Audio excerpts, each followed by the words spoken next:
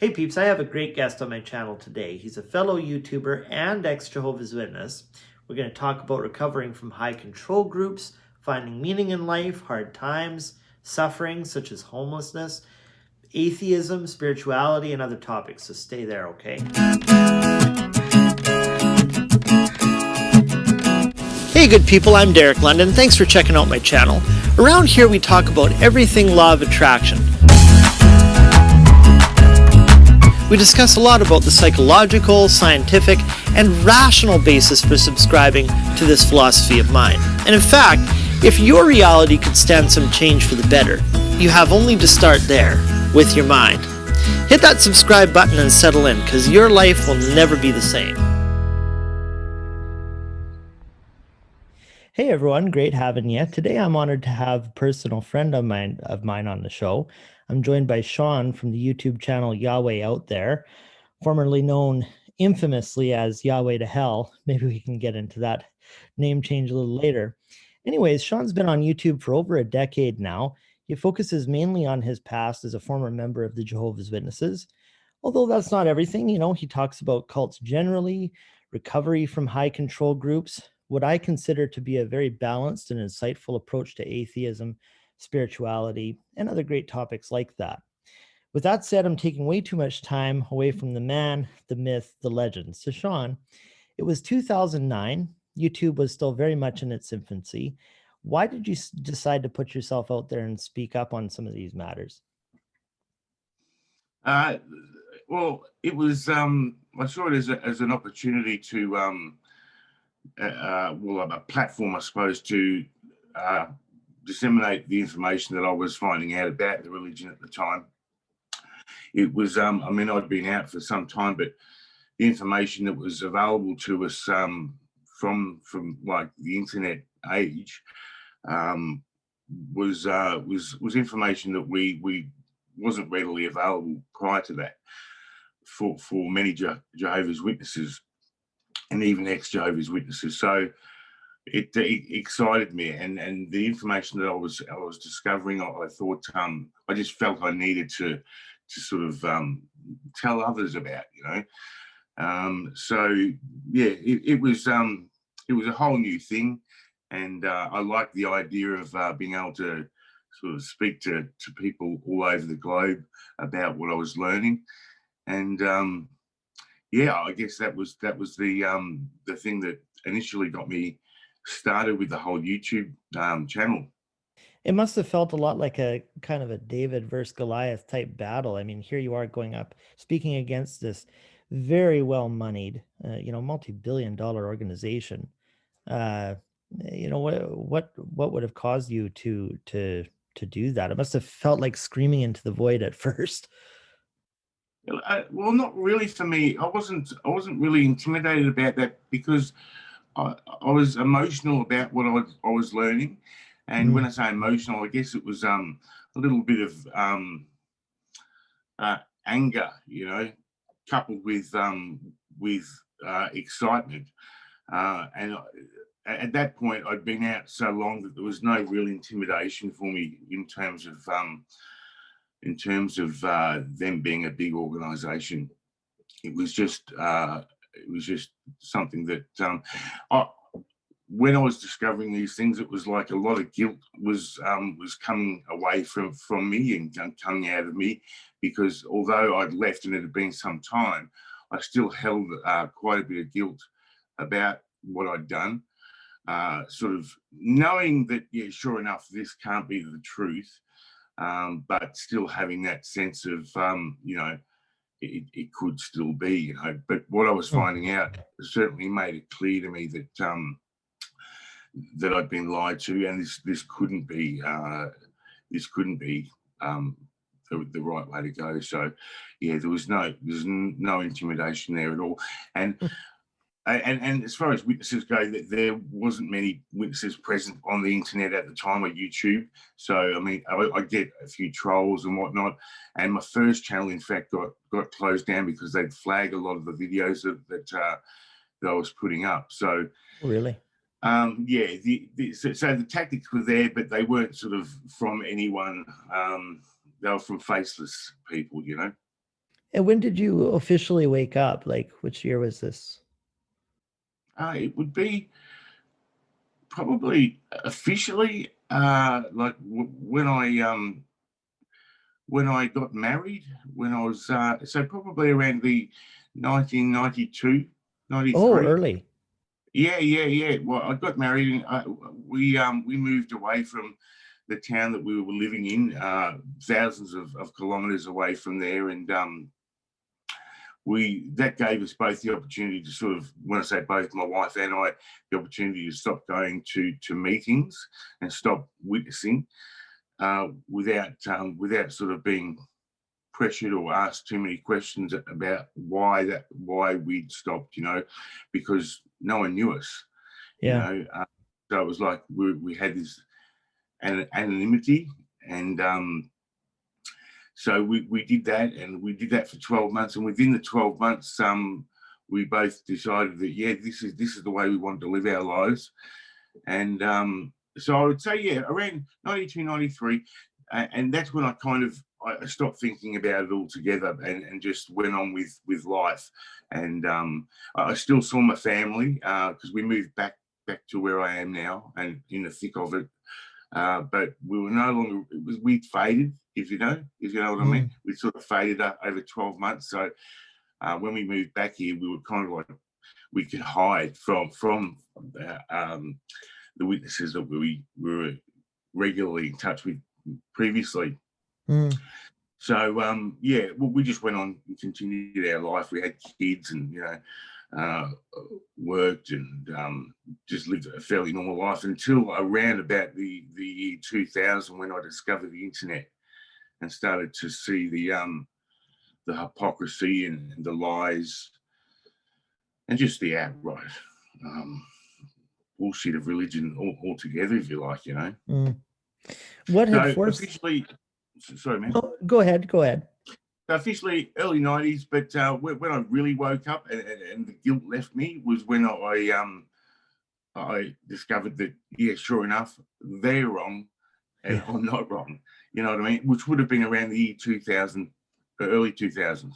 What had forced that move with your wife thousands of kilometers away? We just wanted to see change, really.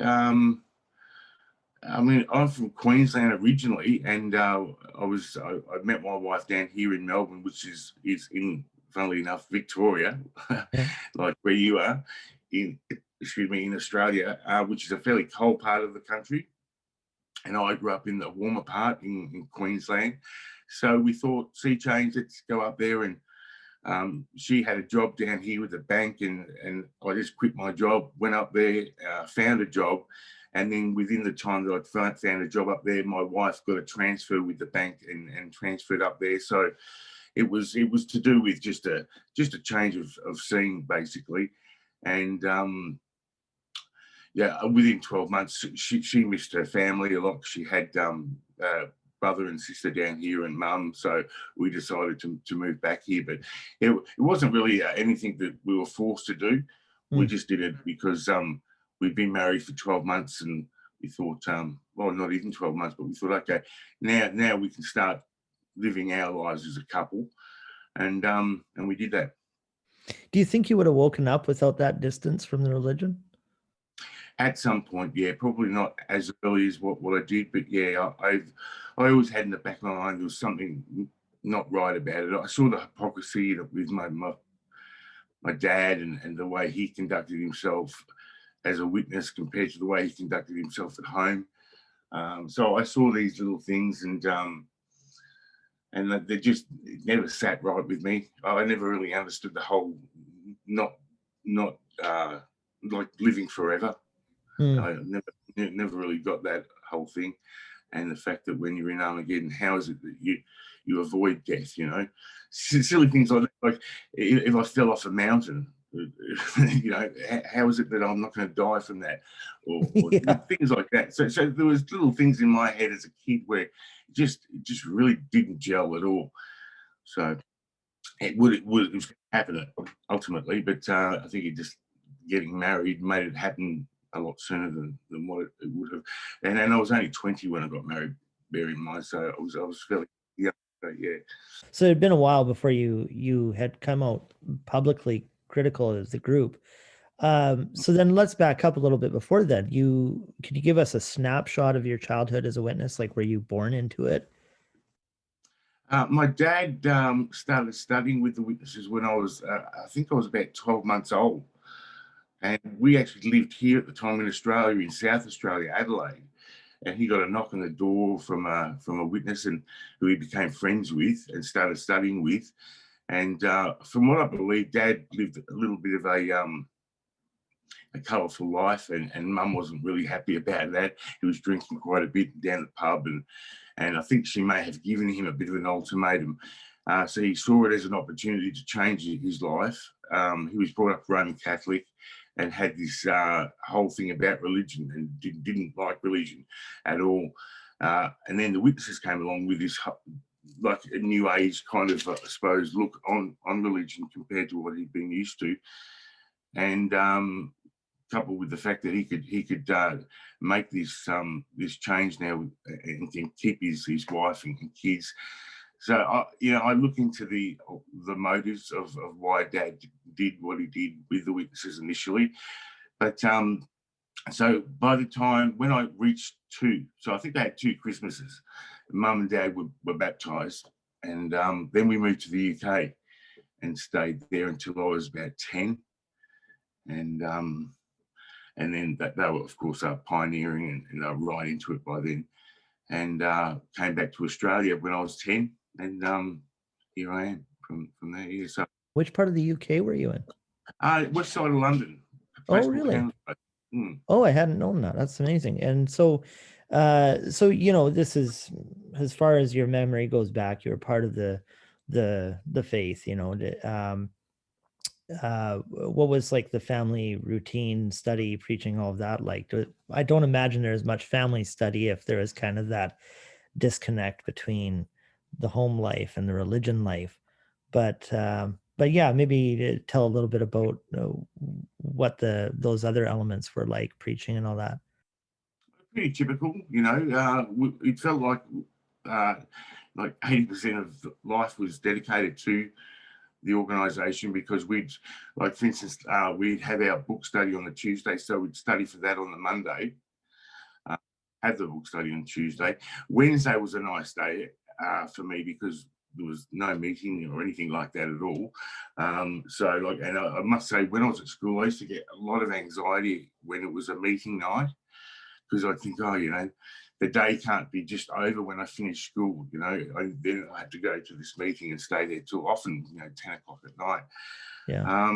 So it was that sort of routine, studying, going to meetings. Then on Saturday, of course, we'd go witnessing.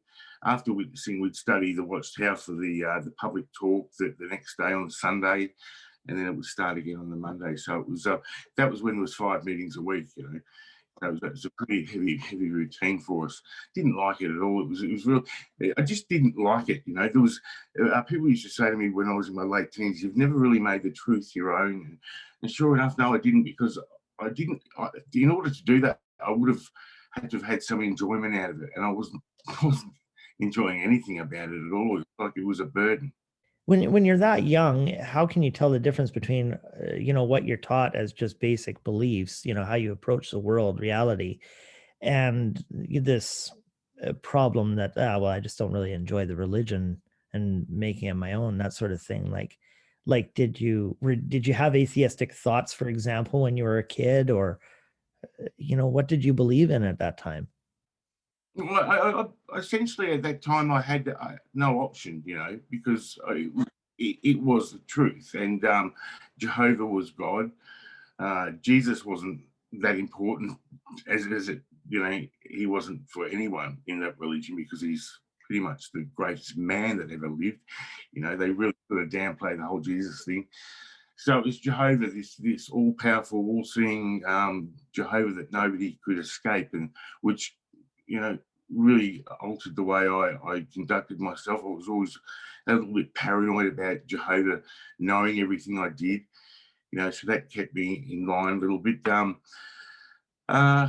Just the uncomfortability of it made it not so much not so much something that I couldn't believe, but just not right for me, you know, just there's something not right about this, that doesn't feel right about this. And I understand now in hindsight what that was, and it was the idea of God, that whole idea of God being this person that needed to be obeyed and worshipped so much, you know.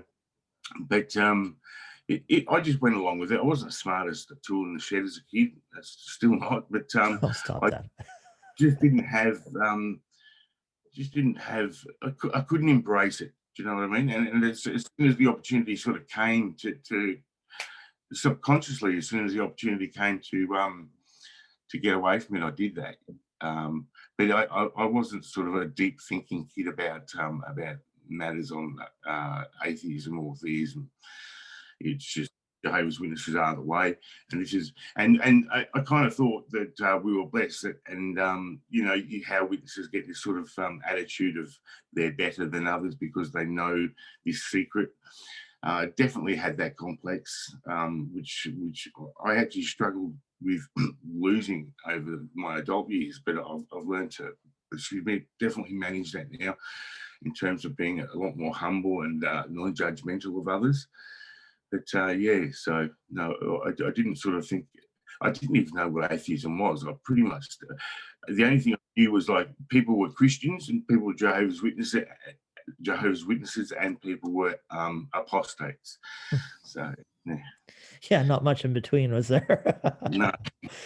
So education wise then, you were I know certainly in my childhood there was that anti-intellectualism that, you know, you don't pursue higher education, maybe a trade and that's it.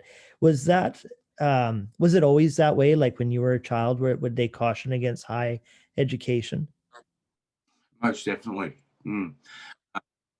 And in '85, we were living in Queensland as a family, and mum and dad had ants in their pants. They couldn't sort of settle down in one place. So we moved back to the UK in '85, and I was 14, and they dragged me out of school. Like, if I wanted a day off, it was never a problem.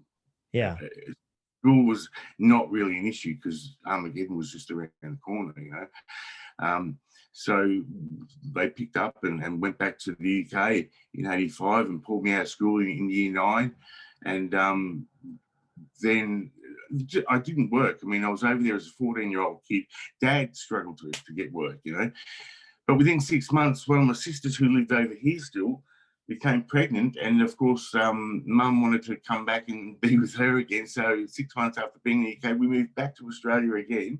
Oh, And wow. that's when I got myself a job. I got myself an apprenticeship with as a wood machinist, because my sister's husband was doing that, you know. But there's certainly no encouragement to go out and be a doctor or a lawyer or anything like that. Dad was No, a window sir. cleaner. Dad was, you know, he'd do his lawn mowing rounds and things like that. So he was initially a panel beater and he could have done quite well. He worked for Porsche in the UK and could have done quite well, but it meant plenty of hours, so he had to give that up in order to maintain the schedule of the witnesses. But yeah. And so your young adulthood, you were married by the age of 20, you said, right? Mhm. So like how do you believe the faith set you up for unnecessary struggles later in life? Did you have any comments on that? Well, I mean, I probably wouldn't have gotten married hadn't I been encouraged so heavily by the people that I was studying with too. I Mm, met this girl when I was 17, and we started dating. She was just a normal worldly girl, Catholic raised, and within 6 months or a year of being dating her, of course, mum and dad really encouraged me to get her to study as well, and so did the guy that I was studying with, because dad would never study the books and the Bible with me. It would always be another younger sort of brother. yeah. He never took that on board because we didn't sort of get along very well anyway, Dad and I. But so it was always somebody else. And this person who was staying with me sort of said, you know, you've got this girl, and the truth is that you should have a view to marriage. do you have a view to marriage? And it's like, hang on a minute, I'm 17, you know. So within 3 years, I was married to her. And that they sort of said, you know, before you get married as well, the thing was that we were to get baptized together. And that way we could get married in a kingdom hall. I think I mentioned this in one of my videos recently. And I just couldn't come to terms with some of these questions that were coming out of the this book, the baptism book. And I was asking questions, and at this point, I was sort of asking questions about the money. You know, this big organisation making so much money, and I'd heard about the Cadillacs that they were driving. You know, at the headquarters, and the governing body was sort of living the life, and then there was. I had about the 607 BC thing, how that wasn't making a lot of sense either. So I'd ask things about the timeline there, and ultimately they said, you're not ready. You're not ready to sort of get baptized yet. And I continued with the plans to get married, and got married, not in the Kingdom Hall, of course. That was when I thought, okay, they're going to get back to me, and they never really did. They except for a couple came around. I think it was like a shepherding call or whatever they called it, and I still had questions for them about. At this point, I'd got my hands on some old Watchtowers, you know, and Watchtowers that I remember as a kid, though, like this generation will by no means pass away. The generation from 1914. And I'd ask questions in this particular visit about that. And that was more or less the last we were sort of, we talked about baptism with them. They sort of left us alone after that. But they did promise to get back to me on the questions that I'd asked, and they never did. And within a couple of months after that, we pissed off up to Queensland and started to live our own lives. So that was more or less the official end of it for us. Me asking too many questions. Yeah, that probably didn't fly too well, I guess. Did your soon-to-be wife back then, did she ever make the truth her own, so to speak? She was more on the path of doing that than what I was, most definitely. She sort of didn't question too much, and just did what she needed to do. She was out witnessing on the weekends as an unbaptized publisher. And it was only when I started questioning things, and she was a fairly submissive person at that age, and so it was pretty much okay. So Sean doesn't really want to do this, so I'm happy. And sure enough, it turns out that she was more than happy to let it go, and just because that's right with her, they really encouraged her to cut down the association with her direct family, like her mother and her sister, who she's very, very close with. Oh, and that didn't, she didn't like that. So it's kind of like when I said, this isn't really for me right now anyway, let's go up to Queensland, let's sort of establish our lives, and we'll reflect back on that at some other point in time. She's, no problems at all. I'm happy to do that. And started seeing her mum and her family again. And before you knew it was just like, okay, this is our new life. Yeah, well, that's interesting. So you definitely hold back no criticism for the JW religious leaders, but I believe among the vast growing movement against this group, you were refreshingly unique. I'm speaking of your YouTube channel. From many I've encountered out there, your criticism is well tempered with understanding for present indoctrinated ones, simultaneously with a healthy skepticism towards those who maliciously misrepresent the group too. And that's kind of two things that people don't really have present in their channel. Like, what motivates that? You've obviously been hurt by this organization. Why not just let the thing burn to the ground, so to speak? Well, that was the attitude I took on in the when I began the YouTube videos. As I said, I was discovering things that had made me angry, and I wanted to burn it down. I became part of this group known as the Vast Apostate Army, which was a YouTube group. And 2017, November 5th, I think it was, which coincided with V for Vendetta, you know, the whole Guy Fawkes thing. I was all about that, you know, and I was angry. And the reason now it's a little bit different is because I believe with all people who have been in a cult that their activism is important, but there needs to be a use by date for it. Well, especially for me, because it was just consuming everything for me. I was constantly depressed, upset, and angry, and the fact these videos that I was doing these videos, that didn't help either. So I kind of pulled the plug on that and stopped making videos.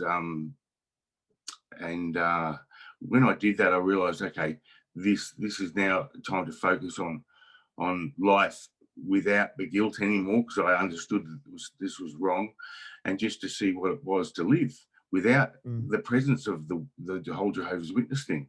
So the approach I take these days with the videos I make is certainly nothing like it was. And I don't believe it's healthy for any ex-Jehovah's Witness. Maybe people like John Cedars, who's very well read in it, and I think that guy can dedicate his life to what he does with the witnesses and still maintain a pretty level head when it comes to his family life and his life outside of what he does on YouTube. So yeah, there's certain people that are made for that, whereas I think the majority of us, it can be a real hindrance to you know, use the opportunity we now have to live, you know, instead of just doubling down back into like a whole negative thing. So, you know, I'll make videos now and I do it purely out of you know, just as an entertaining thing. It doesn't, I don't away from videos thinking, oh, you know, I'm really angry about that topic or whatever. And I just like other people to see that they have this opportunity now that they've left and don't have that hanging over them anymore. Why not just use that opportunity to live life and just forget about them for a little while, you know? Come to the point where you've got it out of your system, be an activist or whatever, but have a use by date on it, or what do they call it in the States, a best before, you know, time to stop that and go and live this gift that you've been given. It is a gift when you leave the witnesses. And I think focusing on life without the witnesses is much more important, because although you're out of the witnesses, if you're still an activist, it's still part of your life, very much so. Oh yeah. And that's not healthy. So yeah, that's my opinion on it. Others certainly, I've been attacked for that attitude before, but it's just, it's not for me. I don't think it should be for many of us. As I said, there are some out there that are good at it.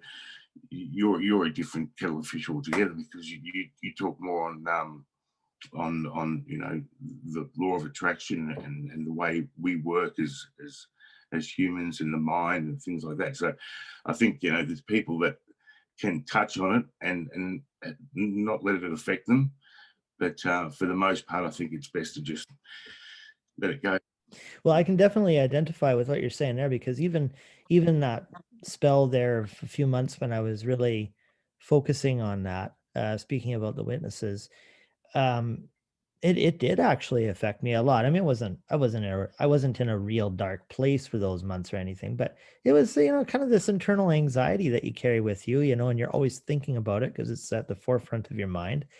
And geez, you brought up John Cedars a moment ago. Sorry, Lloyd Evans, and I can't imagine that he would be a particularly happy person. I mean, I don't mean to be rude in saying that, but No. it's just this constant, just slow moving train wreck. And let's face it, the witnesses. I don't think they're going anywhere anytime soon. No. So it's just like, do you want to dedicate your life to this? It's almost like your baptism is still existent in a way, because you're still focusing on it. Most definitely. Yeah. Most definitely. But you know, there are some people that are built for that. I think he was Sure. he was an elder and has a lot of insight about the goings on of the witnesses. So, and he's helped a lot of people, I'm sure. Oh, he has, yeah. But you know, like you said, it's like a slow train wreck, and I don't see the witnesses going anywhere in a hurry. I mean, they've been saying that since like this whole YouTube movement with the ex-Jehovah's Witnesses, since I was into it in the beginning, has been about, it won't be long now, it won't be long now. It's almost like the witnesses saying it's just around the corner. Don't think the Jehovah's Witnesses or the Watchtower, their end is just around the corner. I mean, they've already planned a way of tackling certain things that come their way. And you know, they're not good, but they're an established organisation. So a few activists aren't going to make too much of a dent in that. And that's another thing as well. Like, really, you know, if it's about bringing them down, really, if it's about, you know, going out there and helping others to sort of see that it's not the truth, like I believe Lloyd is about, that's a different thing. Yeah, The that has whole value. the protesting and all that sort of nonsense, I just think, oh, look, you know, what's your motive really with this? Is it really about bringing them down? Really? Mm-hmm. Is it like 7.5 million people are involved in this organisation, and they're mega rich? So yeah, it's yeah, and I've never really thought to myself, oh, yeah, let's bring them down, and that's what we're all about. I've never really thought that or saw that as a reasonable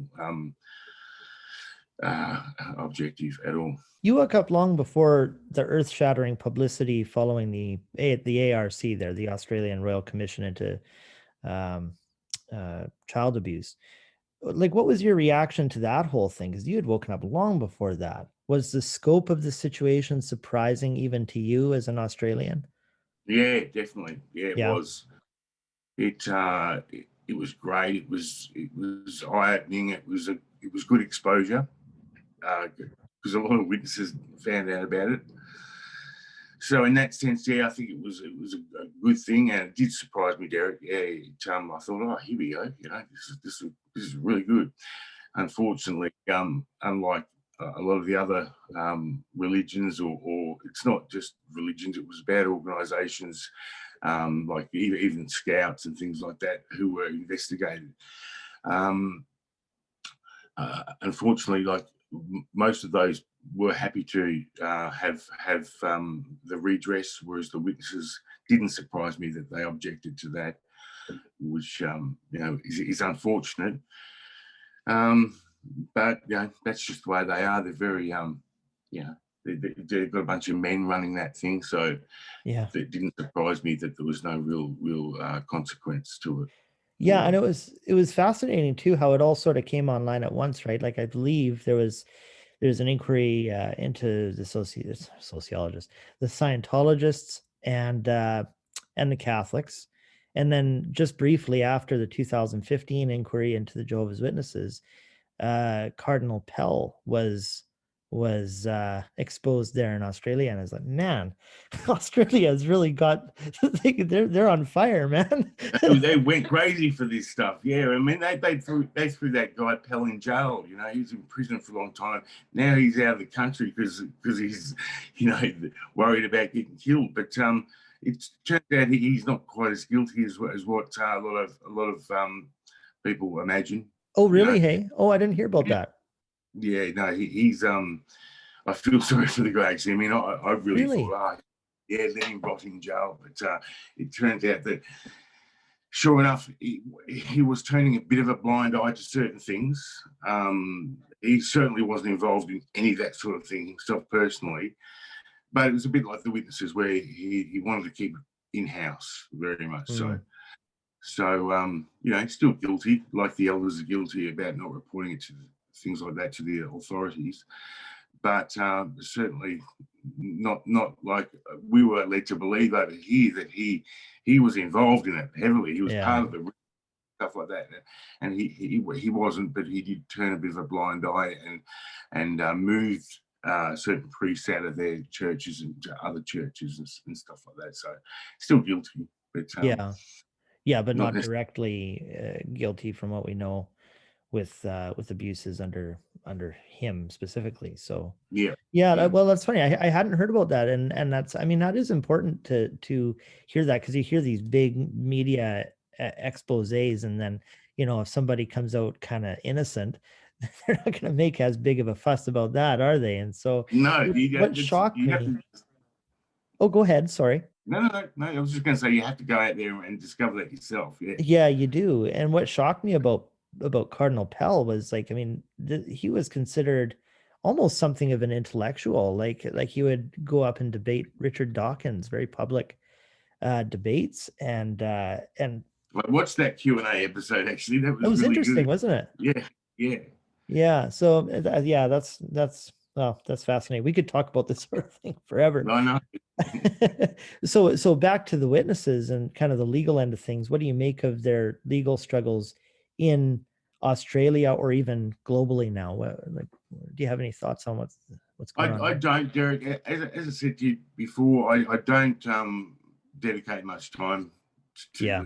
the Tower these days. I don't get online and go to jw.org or anything like that.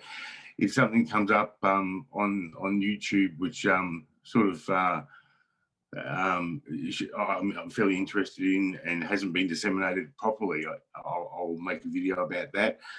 But as far as the money goes and their state, as far as I know, they're pretty healthy still, and they're shrewd business people. They're not idiots. Oh yeah. So I don't know what's going to happen like after the COVID thing or whatever. I don't care. I really don't. It's not something that interests me at all. If they go down, I think that'll be a good thing. But I can't see. I think it's going to take. I mean, remember with the Candace Conti thing, her being paid all the millions of dollars that she was paid out. There was talk of that ending them, So people sort of get into this hysteric type of thinking that, oh, yeah, it's going to, COVID's now and they're going to lose all this money. No, I really don't see that as a reasonable prospect for them, Yeah. and don't really have an interest in that anyway. What do you make of them evolving into what is essentially a digital religion now? I mean, it's funny, mate. It's so funny. It's so hypocritical, considering how they viewed all of that sort of thing when I was there, and for them to just be sort of doubling down into doing that exact same thing it's laughable. I tell you what, I'd like to be a Jehovah's Witness kid now, much more so than when I was a kid. It seems a little bit or quite a different organisation altogether. Having cartoons with Caleb and only having like 3 meetings a week and doing it all online, and it just seems a little bit more tolerable for them. I suppose they have to move with the times and understand that they were being pretty heavy-handed with their schedule on the members. So I think it's a good thing. They've had to do it, but it's funny for me because it was a whole different world for me when I was in there with the 5 meetings a week and everything being so manually structured. Like, even me as a 32-year-old, I was quite young, and even in the time that I've been away, this religion is just unrecognizable to me. Do Mm-hmm. you remember back when you were being raised, and how they would just tie into the televangelists, like Oh, they yeah, were just, this is ear tickling, and now they're doing it. yeah, Like, it's so funny. exactly. It is. It's been a slow sort of progress, and there's a lot of the witnesses that don't sort of I don't know how they do it, but they tend to block out what used to be. It's like the people prior to 1975, like my father, for instance, who's saying nowadays that oh no, they weren't saying it was going to come in. The end was going to come in 1975, and no, and the people that were selling up their houses and all that sort of thing, they were just people that took what the brothers were saying the wrong way, and made these assumptions, and they seem to really forget. And if you have a look at that speech, if you like, by Charles Sunutko in one of the district assemblies. If you listen to that, it's clearly stated that the end was going to come in 1975, and to be ready for that and stay alive for 75. And there's no doubt about it that they were spruiking that as a prophecy of the end. But now the witnesses just completely deny that stuff.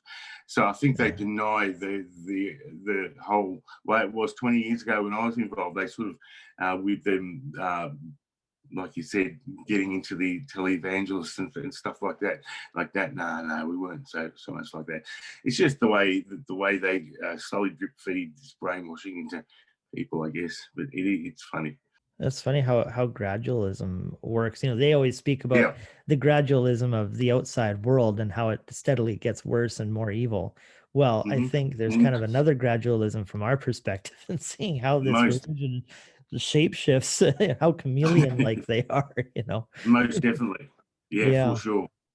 Well, I've noticed you kind of have this hobby horse on your channel. This is kind of another aspect of the witnesses here.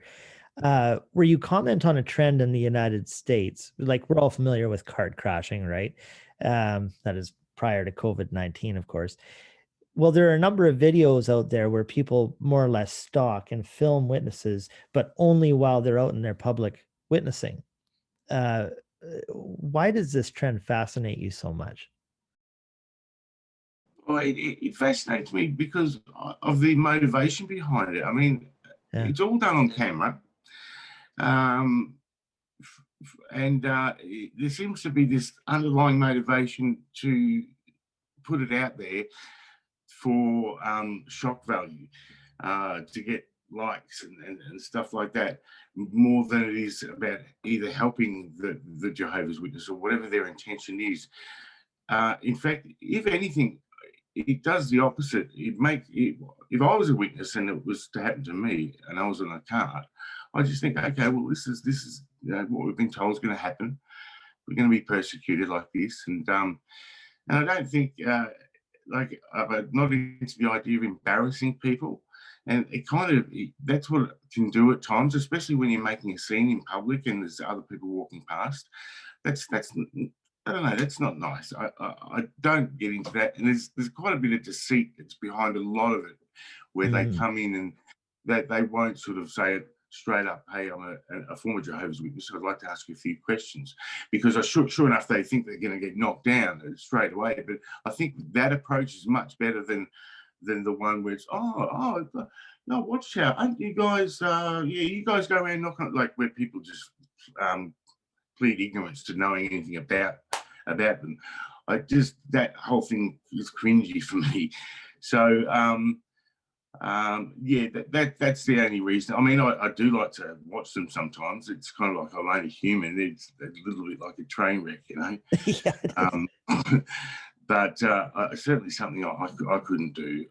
I mean, I speak to the people at the carts here in St Kilda, quite often.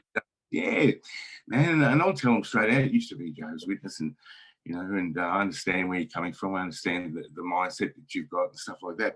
And they're great. I think Australian Jehovah's Witnesses are a little more lenient with ex-Jehovah's Witnesses than they are, or they seem to be in the States anyway. But yeah, I don't like the approach where there's a particular YouTuber who studied with a witness, and as a apostate, and recorded the whole study with the witness. And I just thought that was like that's telling about you as a person, really. And, I don't know. It's just a lot of people like it. I don't. That's all. Yeah, I'm not particularly crazy about it myself. I even with the cart crashing, there are times, because before COVID-19, of course, they're quite visible here in Victoria, BC. And I almost feel bad enough that I don't want to go up and talk to them to convince them of anything. I want to go up to them and give them a nice experience where they play something with me.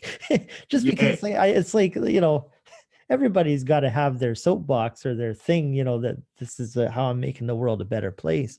And that's I almost feel that level of pity for them, that because you've been out in the ministry, you know what it's like in the freezing Yeah, cold and in the blistering heat to knock on doors, and nobody really cares, because it's some yeah, mop up work up here, like, yeah. And I think that this concerted effort to embarrass those who are believing witnesses, like, that's just bad form. yes, yes. And I mean, they've been there themselves, so they understand more than Yeah. anyone how that would feel. So yeah, I'm totally with you. Bad form, most definitely. My opinion.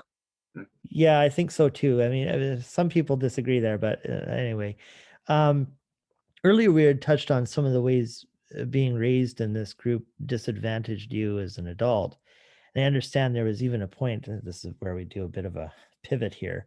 I understand that there was even a point where you had become homeless.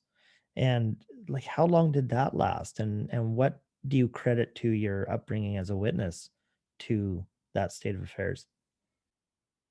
Well, I think having the mentality I had as a child going into being a witness into marriage straight away, I never really had the opportunity to live as a single person. I went from mum and dad, or mum doing my washing and making my bed, to uh, straight into being married and having a wife sort of taking care of those things.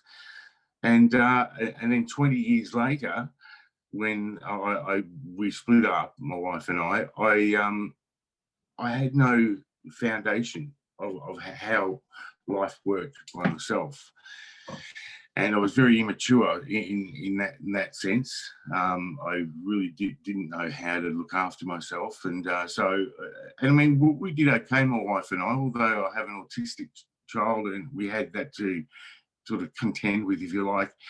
Jane could never work, so it was sort of a single income rather than her sort of working as well. So I worked hard, Mm. and we established a good life, and for the kids, and they got to an age where uh, they didn't sort of need. Jane couldn't work because she had to be home for Ryan all the time, my son, and he got to an age where she could go out and work. And when that happened, and she had an income, I basically said, "Oh, bye, I'm out of here," which was crazy. I was at a stage where I was abusing alcohol really badly, and also drugs, heavy drugs, and but still maintaining a working life. Like, I was a pretty well functioning drug addict, but Oh, wow. got to the point where I had a bit of a breakdown, and I left my wife and went to America for a year. And that's when I came back and found Jane had sold the house, and so I didn't have that anymore. And now it was time to like wake up to what you've done, and found myself in a situation where, okay, I don't have a house, I'm a single guy, I haven't got a job anymore. Finding a place to live is not easy. I didn't know that. I Hmm. took it for granted that that would be an easy thing, and so I really got more into drugs and alcohol to escape the reality of the situation I put myself in. And I couch surfed, so I had a number of friends that I just stayed at their houses, and it got to the point where even that ran out for me. So that's when I became really homeless, and had to sort of, either was nights I'd just sleep on a golf course or in a bus shelter. Oh, really? Yeah, yeah. There were times where I didn't eat for days, and Oh, man. I resorted to even stealing food from supermarkets and things like that just to survive. So I went down that path, and it was a path of, I'd regretted so much what I'd done with my family by leaving them, that I didn't actually want to live anymore. I became suicidal, and I made a couple of attempts there, and it took me a good 6 or 7 years to realise that, okay, life is worth living, and let's look towards the future now. And because there was no future for me, just like if I didn't wake up, that'd be a great thing. Whereas now it's entirely different. I see, my kids are my future, and I'm actually starting a course in mental health next month, which Oh, goes good for for you. 12 months. going to help me a lot, I'm sure. So in the past 3 years, I've really discovered life again, and I'm establishing it as a single person at the age of, I'm 50 in a couple of months. For the first time, really, as a single person, I'm establishing my life. So the 20 years I was married, I kind of really relied on the fact that I had it easy, you know, and I had a good wife, and things were pretty cushy, and didn't understand the harsh side of life, you know, that most people understand when they are a kid, you know, or they leave their parents without necessarily going straight into another cushy relationship with somebody that supersedes the mum and dad situation, if that makes sense. Oh, So absolutely. yeah, good 7 years of doing that, Derek. And I travelled around Australia. You know, I managed to become a little bit of a gypsy. Not, I mean, I was forced to. It wasn't like by choice, but yeah, that was 7 years. But what a learning experience, though, man. I've come out of that with a much better attitude than what I had prior to it. And in terms of like homeless people and people in general, just look, understanding everyone now. Everyone has a story, and to be really let go of any judgments about people, and try to be as humble as I possibly can. Yeah. Man, there's so much there. Like when I heard that, I was like, man, you've had a life. You've been through some stuff, you know. That's really tough. Yeah. And I can understand too when like coming from a background where you were sheltered in one way and then now into a new marriage, you're sheltered in a different way, even though you're an adult. You know, Hold on. I think that that could throw somebody into a kind of an existential crisis or whatever you want to call it. Yeah, well, not only that, I sort of, as you know, we associated with witnesses only. So there was always that awkwardness with worldly people, if you like, and Yeah. try to sort of fit in with them. I mean, we all experienced that as witnesses. That sort of changed during my years of working and being married. But when I was out on my own, I sort of resorted back to that personality of, you know, everyone else is in the world. Yeah. This is at the age of 40. I was thinking that, you know, worldly person. In the back of my mind, that was there always, and I had to overcome that. And that's amazing that it's taken this long for me to actually understand that we're all on the same page. You know, in most cases, people aren't worldly and Jehovah's Witnesses. That's a mentality that's taken a long time to address. Yeah. Would you say that's the main lesson that you've learned and that the world should really learn about people from different walks of life is just not to judge and to give a bit of space for the fact that everybody came up in a different way. Is that what you'd say was the biggest realization for you? Yeah, yeah, Yeah. I think so. And once that realization kicks in, you feel less judged by the world. You know, it's a funny thing. Like even the Bible talks about that. About you know, judge and you will be judged. Mm-hmm. Um, and I take a lot from that, and I never look at a homeless person and just assume things, you know, because I know a lot of homeless people that were very well off people at one point, you know, and worked, and it can take something like that to trigger a psychological breakdown, and just turn somebody from success to what people consider to be the furthest thing from it, which is homelessness. Yeah, living here in Victoria, BC, we've got a huge homeless population, and um, it is so heartbreaking. I think about it quite a lot. That's why I wanted to discuss this a little bit. Like, what do you think are some fairly reasonable reforms a country can make to reduce homelessness? I mean, maybe you can't solve it completely, but what can be done from the top down, do you think? Well, I think ultimately homelessness is spawned from psychological issues. It's about how we deal with things in our brains, you know. Because any homeless person has the opportunity out here in Australia, Derek, which is we're so blessed to have the system that we do. Every homeless person has the opportunity to not be homeless. it's about their choices and the way they think. So I think at the heart of it, it's the psychological issue. So perhaps more money should be invested in mental health for people. We have a system here where, you can go on the dole, they call it, where you get benefits from the government and live an okay, healthy life and have a place to live and feed yourself.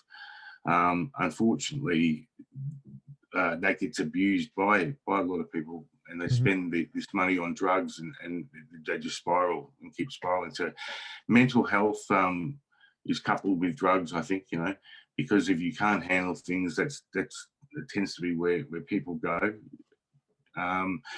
So that needs to be addressed. As far as I said, the help that the government gives, we've got some charities out here which are fantastic, like the Salvation Army, St. Vincent de Paul, even the Uniting Church have helped me out quite a bit in the past in terms of feeding me, providing me with clothing, providing me with shelter until you can find your feet, and sort of they help you. Say, for instance, you using crack and you can't afford to live anywhere.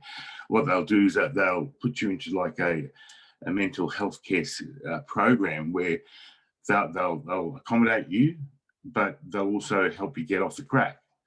So they'll accommodate you until that happens. And so when it happens, you're able to use the money no longer for drugs, but to find yourself somewhere to live and food to eat and things like that. So we're pretty lucky here in Australia, I've got to say. We really, really are.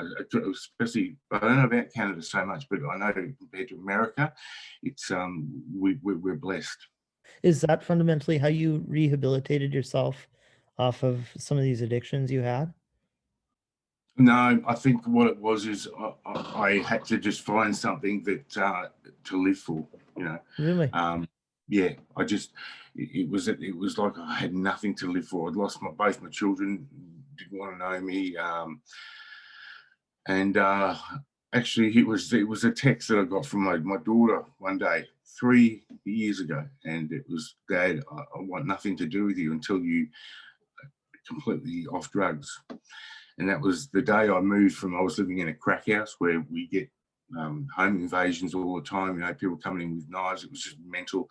Everyone was on drugs. And I just thought, although I didn't care about myself, the text that I got made me see that it's not about me necessarily. It's about others and living for them because it's important to them. And I made the decision to leave that house within a week. And that's when I completely stopped using drugs. Haven't looked back. Wow, that's amazing. Still have a drink occasionally, Well, but nothing you've wrong got with to. Yeah, but after heavy use of maybe close to 30 years of using like amphetamines, marijuana, and alcohol, I flipped it. Just a switch went off, mate.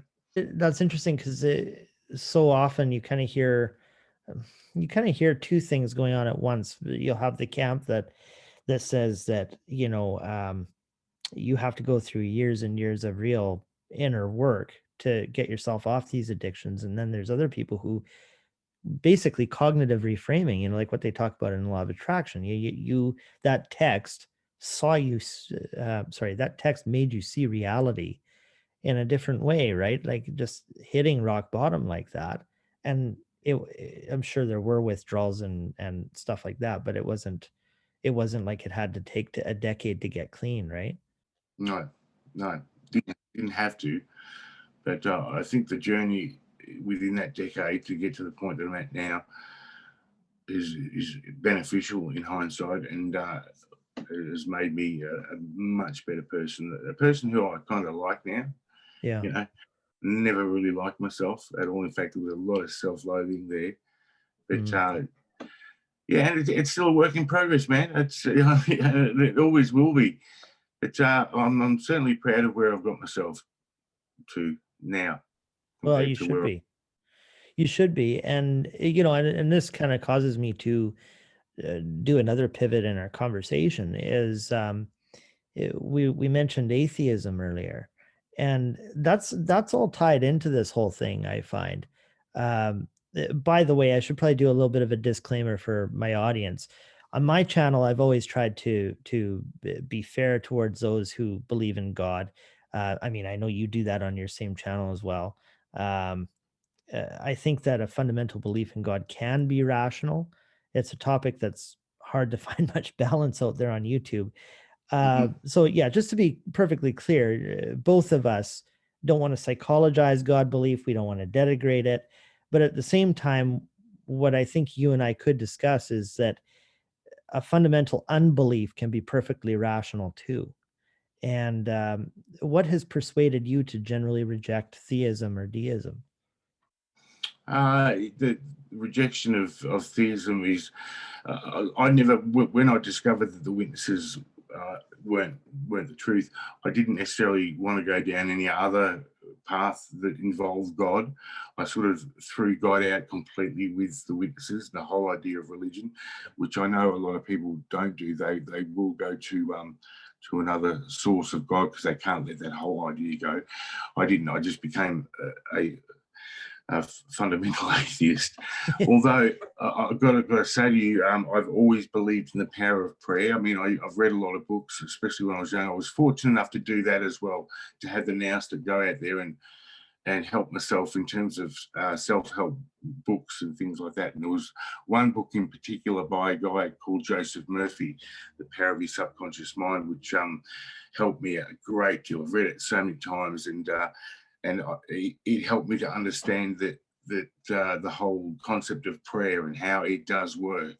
So people who believe in God and pray to God, I don't diss that at all. I think that absolutely works, but I think understanding how it works in reality with the conscious and subconscious mind and how they relate with each other, understanding that helps the prayer. It becomes much more powerful, and you get what you ask for much easier if you understand that notion rather than thinking that you're praying to Allah or Jehovah. Although those things work, you know, Mhm.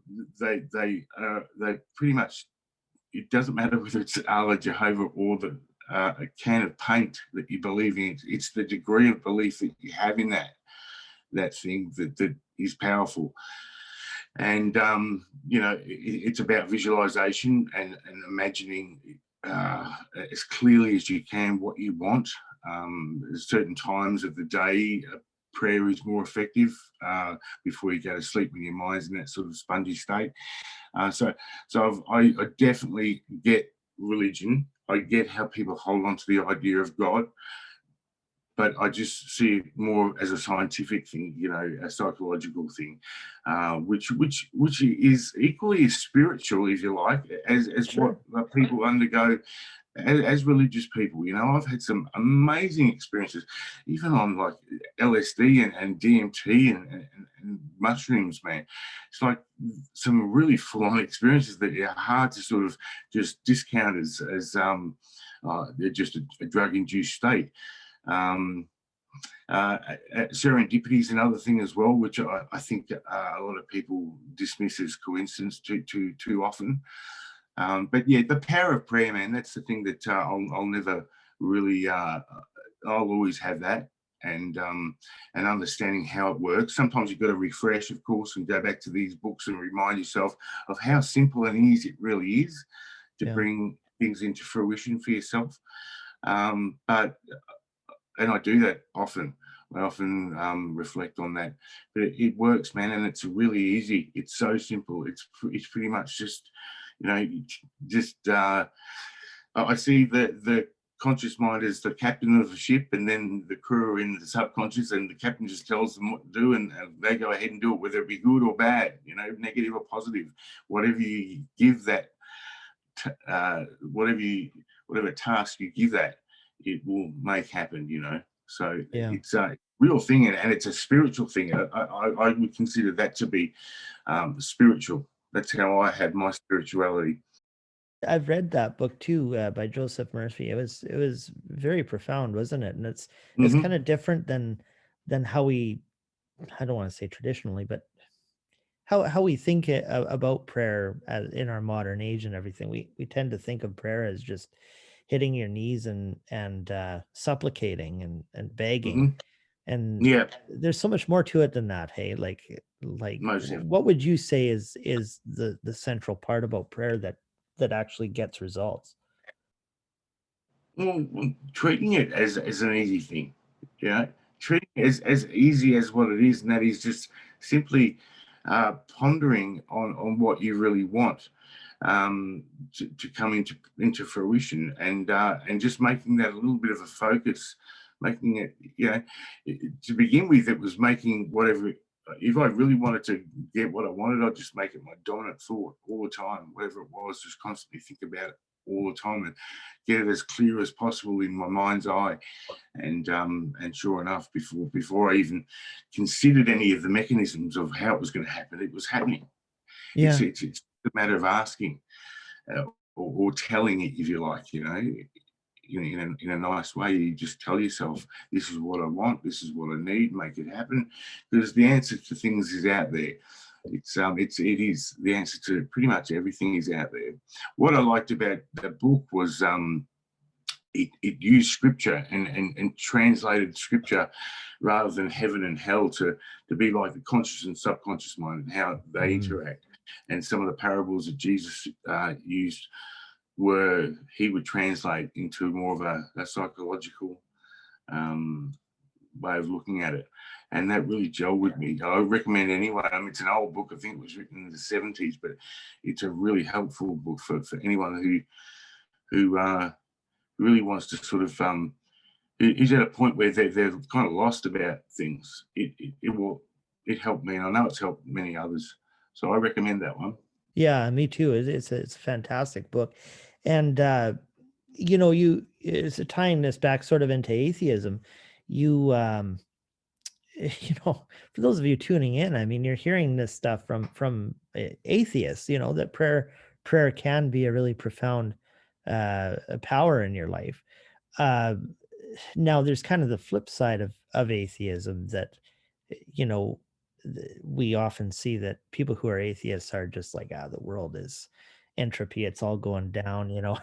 uh, you're born into a losing battle, as Christopher Hitchens would say, right? But does atheism necessarily lead to a depressing or nihilistic outlook, in your opinion? Not necessarily, no. I can see what you're saying, and I've sort of gone that path myself of nihilism, if you like it. It's it's easy to do, it really is. But having a good balance and understanding that there is a lot to life that some people would call supernatural or spiritual, um, coupled with the bland idea that there is no reason for living or no meaning in life. It's about sort of blending that with you know the idea of there not really being a specific purpose for people, um, but there doesn't have to be. But you can make this life a really, really enjoyable one if you have that open mind and understand the way we work as humans. We're really, really incredible. We really are, and that the power that we have is not even unleashed yet. I think in years to come, it'll probably it will come to a point where religion will no longer exist, and we will be our own gods. What was the question, man? I tend to go off a little bit on that Oh, yeah, topic. I think you answered that, and it was it's true. I was asking about how does it necessarily lead to a nihilistic point That's of right. view? Yeah. And No, sorry, continue there. Go ahead. it doesn't necessarily. No. So, in short, in answer to that, it doesn't necessarily, but it can do. Hmm. I can understand that completely because I've sort of toyed with that a little bit as well. But no, atheism can be really healthy. I mean, look at the likes of Matt Delahunty.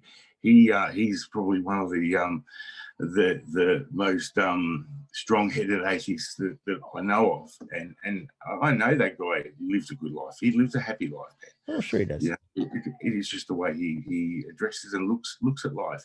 It can be a real blessing, and it can be a curse. Just depends on how you want to deal with it. And I think that your channel does such a good job of taking the real beneficial things of more so spirituality than religion, and combining that with it with a view that doesn't mean that it's all purposeless, unless there's a god at the bottom of it. You know what I That's right. mean? Yeah. Hold on. Yeah. So and that takes time. I mean, I was when I was doing the YouTube videos back in the when YouTube came out initially, I was very strong-headed and anti-religion and anti-spirituality and all this sort of thing. It takes time, For some people, it takes a lot longer than others. So that's where I'm at now. I'm really comfortable with it. I really think I've got an understanding that suits me and helps me. It's not wishy-washy so much anymore. It's pretty much, I understand what works for me, and I can embrace atheism with spirituality most definitely. The girl that you interviewed, I don't have her name handy, but I'm sure you know the really pretty one, but that Lily you Evans, yeah. interviewed, yeah, who goes into quantum mechanics and that sort of stuff. She was really helpful as well, like the way she looks at things, and people like that who have their wits about them when they sort of can be atheist and still look at things the way look at spirituality in not so much the God way, the way the Bible's written or whatever, but in the way of the things in nature and life and the way it all works. That was really helpful for me as well. And I love your channel too, by the way, man. I really enjoy it. I love your videos when they come out. I'm looking forward to seeing more this year. So, Thank you very much. it. Yeah, and Lily Evans is really great. She's amazing.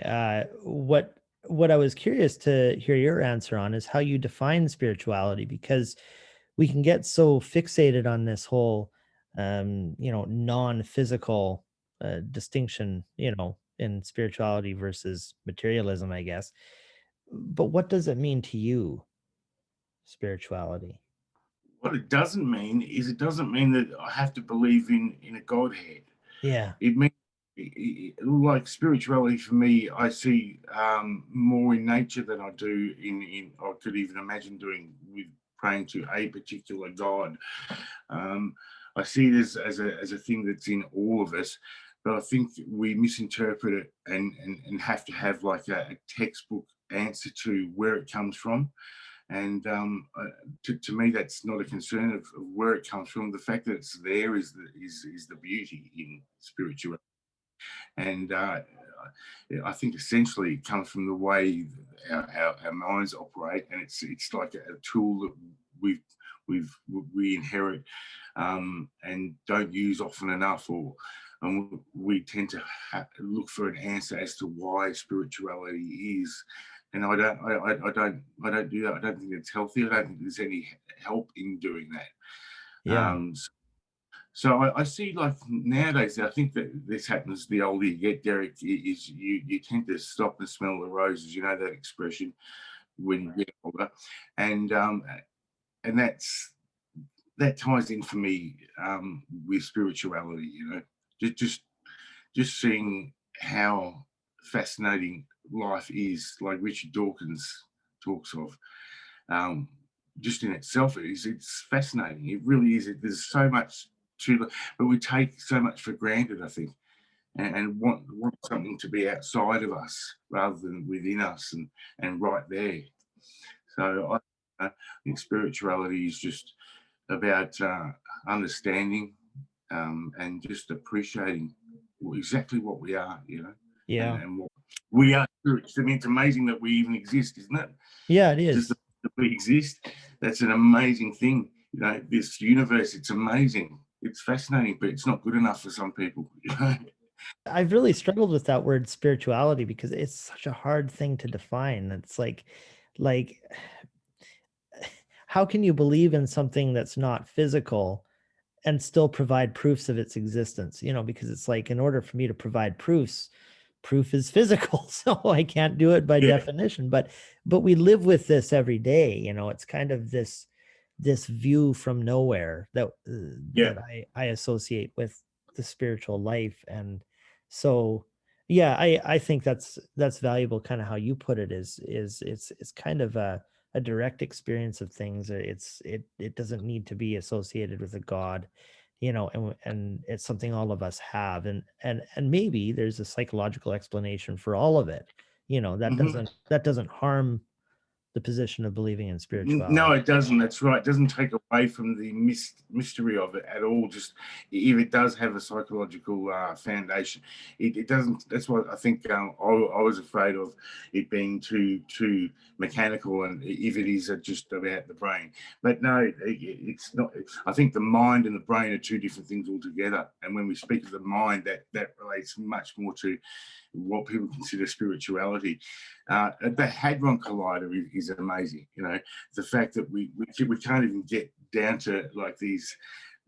There's just like literally in anything that is matter, it seems tangible and hard, but really there's more nothing in that than there is something in that. Yeah. Just that itself is fascinating. It's amazing, and we still don't know. So we don't have the answers to things that like that, and therefore that's spirituality. There's always going to be that, which is lovely. Well, I'm glad I got that answer out of you. That was really interesting. Speaking a little more on kind of in that line, I really loved one of your recent videos entitled "How to Love Jesus and Maintain Atheism." When I Mm-hmm. read that title, I almost fell off my chair. But you made a really impactful point there. How do you square those two things? Loving Jesus, not believing in God. Easily, as I said, I don't look at it too seriously or from a fundamental point of view when it comes to the words of Jesus. They're beautiful words. I mean, what a guy! He was a great guy. He was a guy. I don't know. It doesn't matter. But those words, you can get some good guidance from those words and find comfort in them. And then even for the people who struggle just to be studious or whatever, they only have to read those words and get something out of that. So I know I love the red words in the Bible, from Jesus, and I love the character. I actually try to live my life as close to that sort of character that he had as I possibly can. So I these days I really I'm careful about dissing the whole Jesus thing, and I can actually embrace it and live with it, and also not believe that he existed as a person. Maybe he did. I don't. I don't think he did, but it doesn't really matter to me. I Yeah. don't think it's important. Those words are there, and they're there for a reason. And I think also back to the book, The Power of the Subconscious Mind. Jesus talks a lot about Father and the Son and heaven and earth, and you can make that a more of a physical thing if you think about it in terms of the mind, the subconscious and the conscious mind, and just retranslate it from Jehovah and Jesus, to something that's much more tangible and easy to understand and realistic. It all sort of is tied up in how you interpret it, eh? Yeah, and I think also that letting people know that that's what I'm about, it helps, because I think a lot of in the past anyway, people have sort of considered me to be really anti-God with the name, Yahweh to hell and that sort of thing, which I'm not. I mean, I understand how people go down that path of God. I really, really do, and I want people to understand that I do understand that. So I thought that video might have been helpful to some people. Well, you can be sure it is very helpful, that perspective. It almost seems to me that if you found out that God did exist in the person of Jesus Christ, you almost might be able to accept such an authority figure in your life. I mean, not unquestioningly, of course, but that's sort of the impression I got from your video. Is that accurate? Yeah, kind of. It's look, as far as authority figure goes, no, I don't think that's how I see Jesus. He's very much the way I see it is like he's so humble that he would put himself or us as more of an authority figure than he is. That's how I see That's a him. good way of You know putting what it. I mean? Yeah. So no, I certainly wouldn't start to if I was dictated to or directed to do certain things because of him that that that were forced. No, that would never happen. No, that Yeah. would never happen because then I wouldn't actually believe in the God, because I think the whole God thing is completely the opposite to that. You know, having to obey and worship and all that sort of thing. It's actually the complete opposite to what I think uh, Jesus' words were trying to say, what he was trying to say. Yeah. I mean, with his whole resistance towards religious authority in general, Hmm. it seems more consistent with Jesus, in my opinion, that it's a kind of leadership without leading, you know, it's Hmm. a kind of more just of a trust in the basic goodness of people. And Absolutely. and so there's no lording it over necessary. No, no, absolutely spot on. Like, let me take your hand. Let me give you some guidance, because I understand you more than you understand you. That's without authority. Yeah, yeah. Yeah. Oh, that's fascinating. Um, this is a sobering problem that I've really grappled with over the years, coming into atheism is how did atheism affect your relationship with morality? Good question. It because atheism did sort of put me on the nihilist track. Um, I kind of thought, I was I had the strong feeling that that morality was a made up thing, and I mean, there's certain parts of the world where it's completely moral and okay to have sex with young children. Certain tribes and whatnot. Whereas in the Western world, that's immoral. So I thought that morality wasn't something that we were born with. We were taught morality. Yeah. Um, so as far as morality goes, and that helped me go down the path of, I can use drugs, I can steal, I can do all these things that I wouldn't necessarily do now. Um, so, but I don't think like that anymore. And atheism, if anything, has given me now, in the way I see atheism and feel about it, it's given me much more of a moral compass, if you like, which isn't generated by the Bible or any authority. It's from within. And I think there are certain things that are instinctively incorrect for humans, or not right. And with atheism, I'm able to understand that and make those assess things with a sense of morality that is natural. It comes naturally to me. So, but without any form of morality, it's so easy to just um, be not a nice person. But I don't necessarily think that the morality that the Western world is being born into is correct. I think you need to come to a point where you know within yourself what's right and what's wrong. As I said, some of the things that happen even in Papua New Guinea and some of the tribes in the Amazon jungle, what's moral to them is completely immoral to us.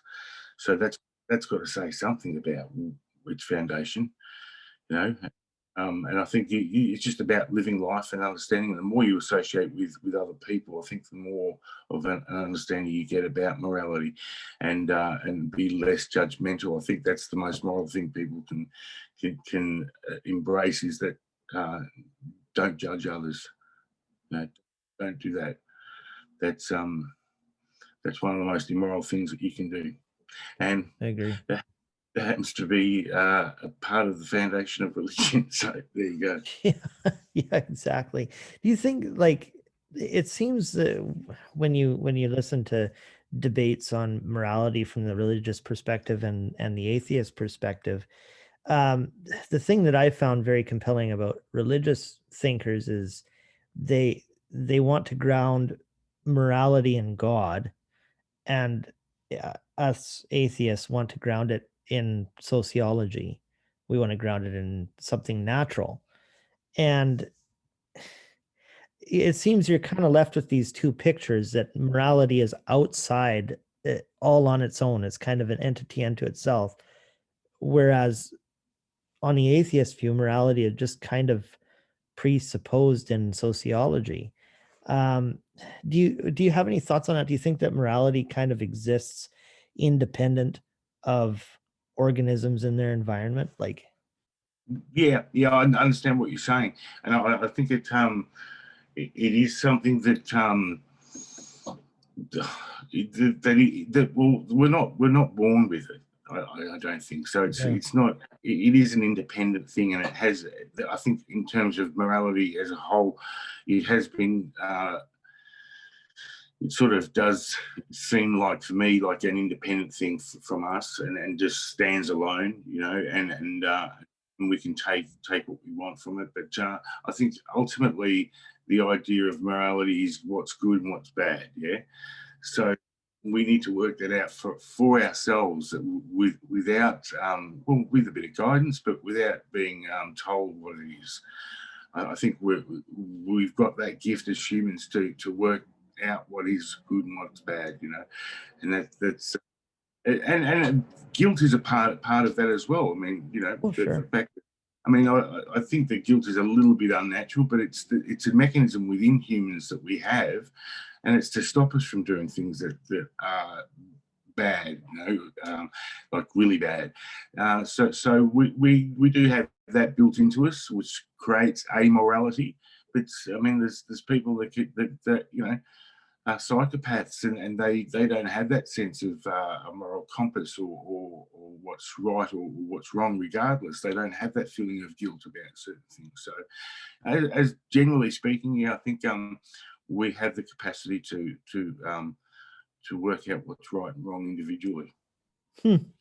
Well, time's getting away on us, but I wanted to just chat about, do one more pivot here in our conversation.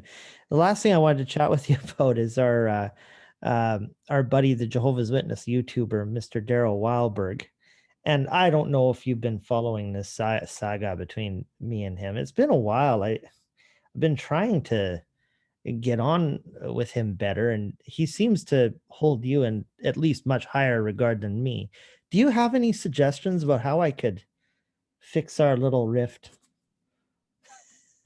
I didn't know he was making videos still. Is he still making videos? No. Oh, well, he does still mention me here and there, but I just, Yeah. I feel like there's still some opportunity there that we might get along.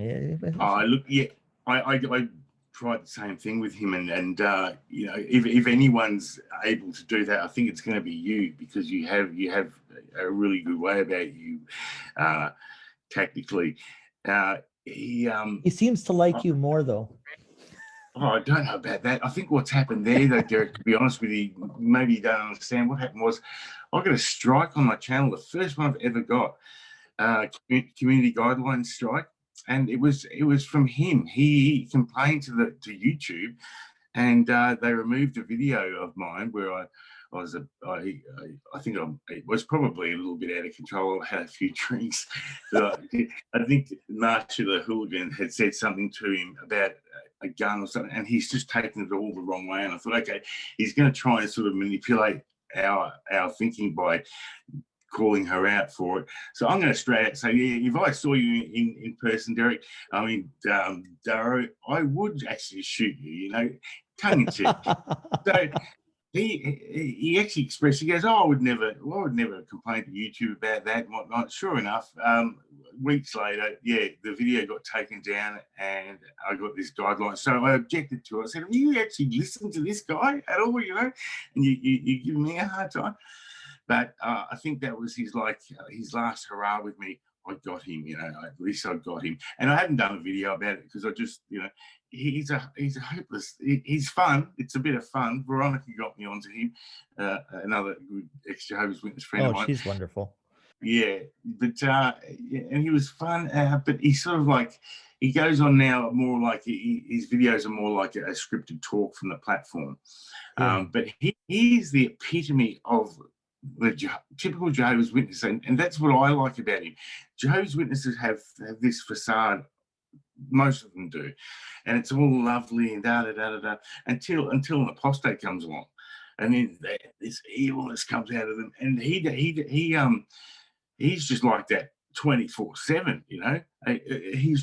He shows up what's really inside most Jehovah's Witnesses in terms of the way they think. He's so non-credible that he's funny. And I love the video you did. It's one of my favorite videos, I think, actually, you did, where you flew over to see him. You put me up in style, man. First class. I couldn't believe it. I know you had that walker there as well and everything. That was really, really funny. But yeah, maybe you could. You see, you don't want to. If you could get into arguing scripture with him, that of course you'd be able to sort of tear him apart. But you're not going to be able to do that with him. I mean, I've done some videos about him where I sort of bring up how obsessed he seems to be with upholding the two witness rule, you know. Yeah. And sort of how, you know, it's quite okay for the Jehovah's Witnesses to do what's probably the worst thing that they do, and that is to shelter and give a safe haven to pedophiles. But he's all for that. He not even witnesses that I know try to justify that, the two witness rule, but he's out there making videos trying to justify it, and it's like, what? You're a sad case, man. But no, if you want to pursue, maybe just unbutton your shirt a little bit more. I think he might. One more button. Yeah, maybe. I think. Well, in line with that, I mean, he seemed to really warm up to you a lot more after you had done that showering video. Do you still have that on your channel? I think it's there. Yeah, maybe. I'll have it playing right now. Watch this. What I thought I'd do is give him what he wants. All right. This is what you want, isn't it? I know. This is what you really want. Well, here maybe I should do that. What do you think? Yeah. A shower video for the guy. Well, the thing is that came from the fact that he was constantly giving me a hard time about being filthy. And not showering. I mean, that was his gig with me. Like, I was homosexual, that you know, didn't shower. So I thought it would be appropriate to sort of prove him wrong, and I did a video of me in the shower. And you know what? He took it seriously. He even goes, "Oh yeah, that wasn't a shower. That was just a little dribble. I bet you turned the taps off just after you know, you didn't actually wash yourself." Like, man, he wanted a full hour-long shower. That's what I think he might have. Yeah. I think it might be good. Have you got a bath available to you? Oh yeah. Oh yeah. Maybe some bubbles in a nice bath with a candle wine or something. Some champagne. Okay. You know, right. Get him in the mood. Matt, you're full of good ideas. I think this is gonna work. You know, ideas, man. Well, anyway, maybe just, you know, next time you see him on your Zoom meetings that you do, just send my best to him. In the meantime, I'll give you love. Yeah. In the meantime, though, Sean, thank you so much for the time and talking. This is time's flying by, and I know that you probably have a life to get on with, but keep up the great content on your YouTube channel. Thanks, always, I'll post a link to your channel in the description and in the end screen of this video. Everyone watching, make sure you subscribe. He always comes out with some, you know, stuff that just puts a smile on your face throughout the day. And with that, is there anything else you'd like to add before we say goodbye? No, man, it's been good chatting with you. Really good. I appreciate you having me on here and showing some interest in the channel. So you'll come back, right? Oh yeah. Okay. No, of course, man. It's been enjoyable. Yeah, it's nice. Alrighty, well, thanks, Sean. And yeah, I guess we'll see you on the flip flop. Take care, brother. All right. Take care, bro. Hey guys, did you like this video? You know what to do. And if something I mentioned today resonated with you, click one of them cards on this screen. I have lots of related content sure to interest you. Thanks as always for your views, and we'll see you next time.